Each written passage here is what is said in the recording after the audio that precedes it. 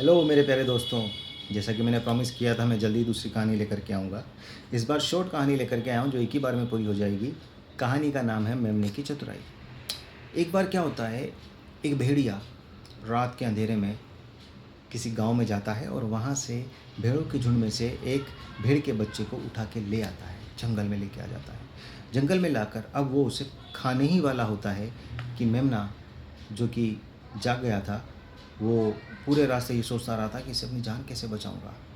उसके मुंह में दबा हुआ था वो, लेकिन वो पूरे रास्ते ये सोचता आ रहा था कि मैं अपनी जान इससे कैसे बचाऊंगा। और जब तक वो जंगल पहुंचा तब तक उसके दिमाग में एक तरकीब आ गई थी। उसने सोचा कि जो भी होगा देखा जाएगा, एटलीस्ट कम से कम एक बार मैं प्रयास तो करता हूँ। तो जैसे ही वो भेड़िया उसे नीचे पटक कर खाने की कोशिश करता है तो मेमना बोलता है, भेड़िया मामा, मुझे पता है आप मुझे खा ही जाएंगे, लेकिन मुझे उसमें कोई परेशानी नहीं है। परेशानी इस बात की है कि मेरी एक आखिरी इच्छा है, अगर आप वो पूरी कर दें तो मैं खुशी खुशी आपका आहार बनने के लिए तैयार हूँ, आपका खाना बनने के लिए तैयार हूँ। भेड़ी ने सोचा कि ये मेमना है, मेरा क्या ही बिगाड़ लेगा, और अगर इसकी कोई आखिरी इच्छा है तो सुन लेता हूँ। तो भेड़ी ने कहा, ठीक है, बता तेरी क्या इच्छा है।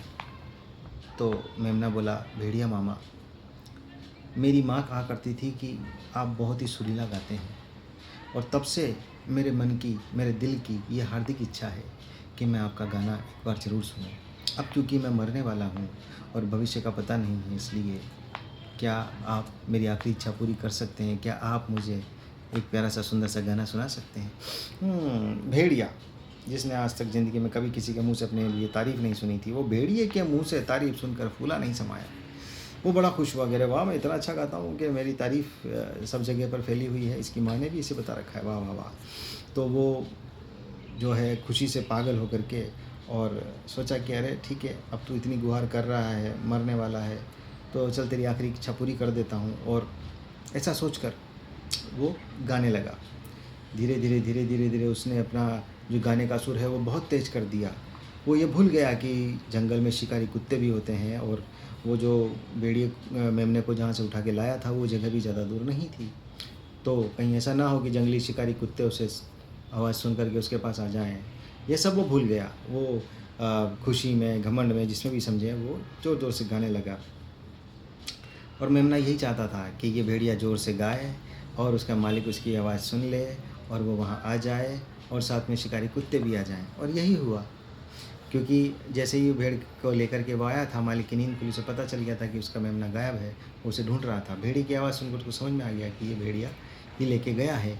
तो वो तुरंत भाग करके वहाँ आ गए, उसके मालिक, और साथ में शिकारी कुत्ते भी आ गए। तो उसके मालिक ने तुरंत जो है मेमने को अपनी गोद में उठा लिया, और जो शिकारी कुत्ते थे उन्होंने भेड़ी के ऊपर हमला बोल दिया, जिससे भेड़िया बुरी तरह से घायल हो गया और वहाँ से भाग गया, अपनी मूर्खता पे रोता हुआ, अपनी मूर्खता को कोसता हुआ कि मैं क्यों उसकी बातों में आ गया, और अच्छा खासा शिकार मैंने अपने हाथ से खो दिया। तो दोस्तों, जैसा कि मैं हर बार बोलता हूँ कहानी के अंत में कि हमें इससे क्या शिक्षा मिलती है, इससे यही शिक्षा मिलती है कि बुरी से बुरी खतरनाक परिस्थिति में जब हम फंस जाते हैं तो हमें आखिरकार एक प्रयास करने से पीछे नहीं हटना चाहिए। चाहे कैसी भी परिस्थिति हो, हमें एक प्रयास ज़रूर करना चाहिए कि शायद वो हमारा एक प्रयास हमें सफलता दिला दे, हम जो पाना चाहते हैं वो हमें मिल जाए। प्रयास करना कभी नहीं छोड़ना चाहिए।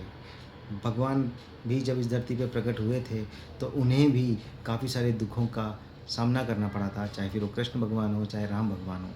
तो जब भगवान को परेशानी झेलनी पड़ती है बच्चे, तो हम तो इंसान हैं, हमें उन परेशानियों से नहीं घबराना है और प्रयास करते रहना है, भगवान से शिक्षा लेकर के, इन प्यारी प्यारी कहानियों से शिक्षा लेकर के। ओके मेरे प्यारे दोस्तों, तो इसी तरह से मेरी कहानियों को सुनते रहिए, लाइक कीजिए, सब्सक्राइब कीजिए, और बताइए आप मुझे कौन सी कहानी सुनना चाहते हैं, मैं सुनाऊँगा। बाय बाय, फिर मिलते हैं, जल्दी मिलते हैं और ज़रूर मिलते हैं।